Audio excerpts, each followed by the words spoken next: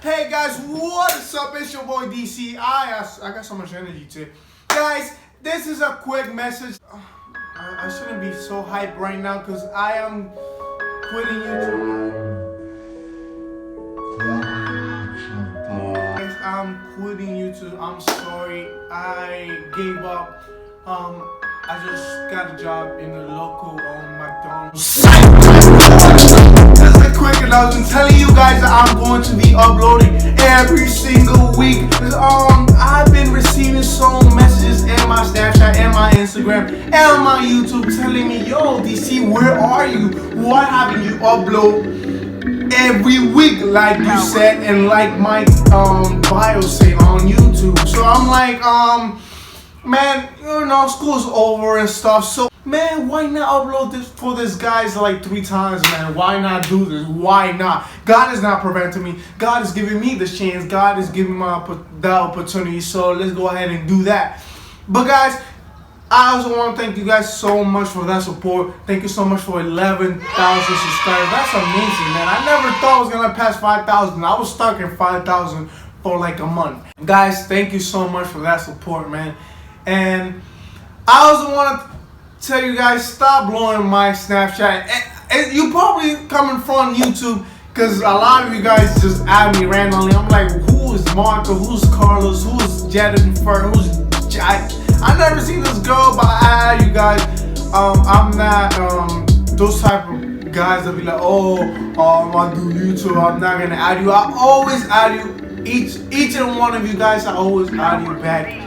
And I had like over 2,000 friends on Snap. Look at this dude.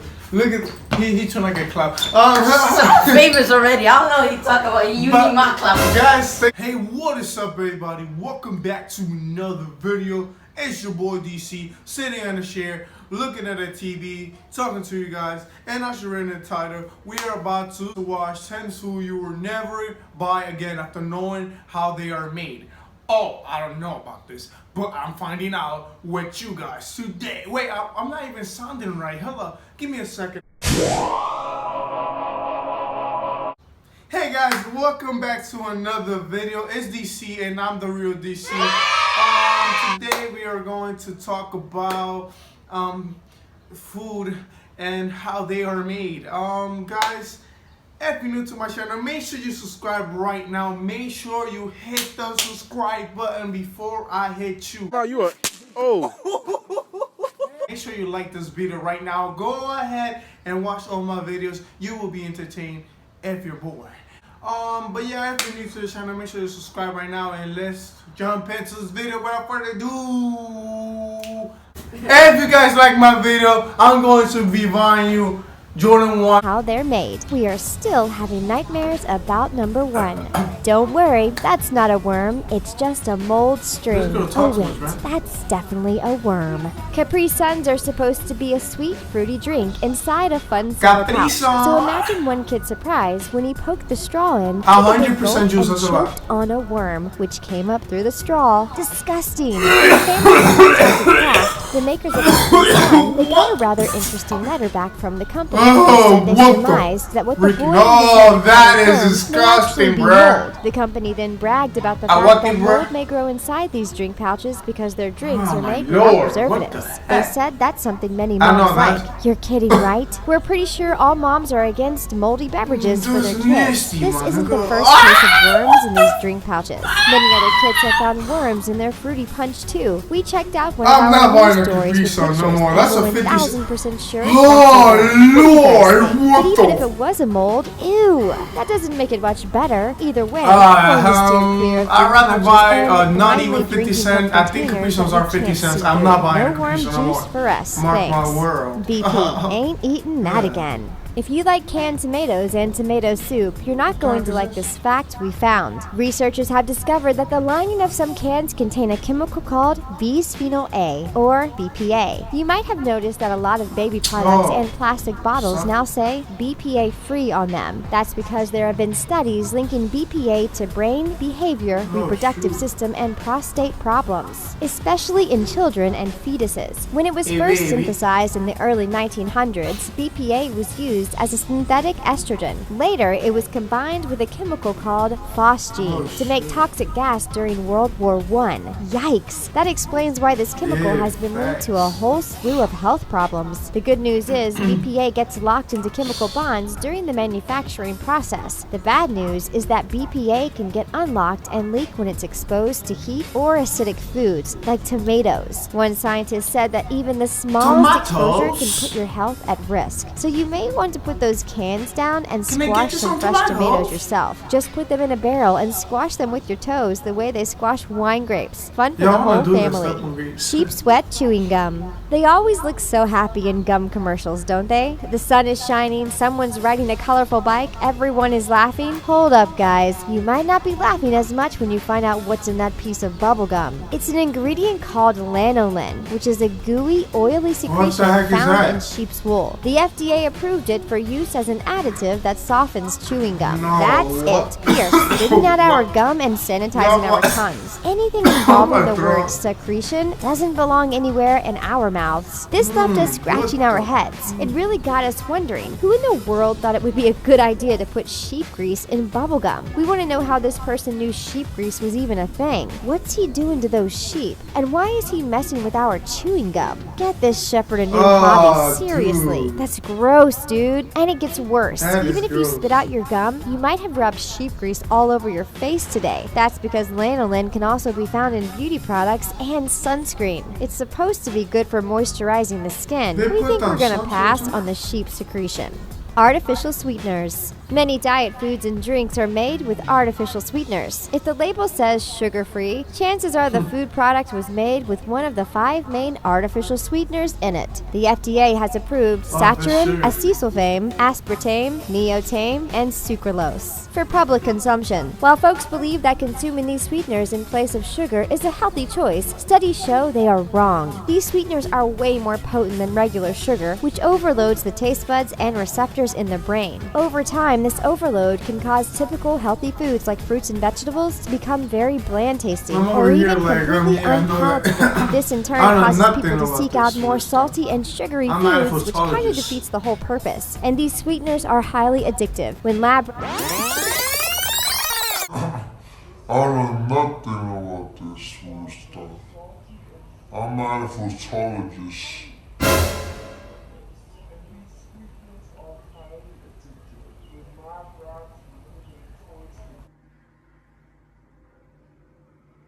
Boy, if you don't. Between crack and saccharin, they went with the saccharin. And it turns out these sweeteners have been linked to an increased risk of obesity, type 2 diabetes, and cardiovascular disease. Just one diet drink a day is enough to significantly increase the risk of developing these health problems. It's kind of like smashing your hands with a hammer to help with a cut on your finger. Didn't Alanis Morissette write a song about this?